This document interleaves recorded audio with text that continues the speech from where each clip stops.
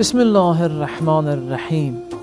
Allahümme salli ala Muhammed ve ali Muhammed ve accil feracahum.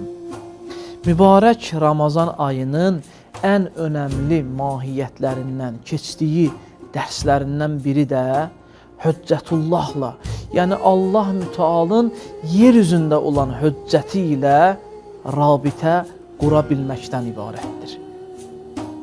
Hüccətullah hər zamanın öz vəlisi, hər zamanın yer üzündə öz xəlifətullahı, yəni imamı, məsumu olmuşdur ki, bizim də bu zamanəmizin Hüccətullahı İmam Məhdi Əccəlallah Taala Fərəcəhuş Şərifdir ki, səy edəyin, çalışağın ki, bu mübarək Allah ayında o həzrətlə rabitəmizi daha da gücləndirək, daha da səmimiləşdirək.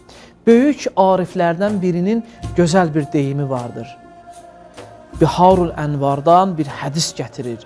Buyururlar ki, İmam Zaman ağanın barəsində öz ağzımızdan çıxan öz sözümüz, öz qulağımıza çatmamış, yetişməmiş o həzrət eşitmiş olar. Bəs gəlin, bu ayda İmam Zaman ağamızla, o mübarək həzrətlə, Zəhra balası ilə təvəssülümüzü əsirgəməyək.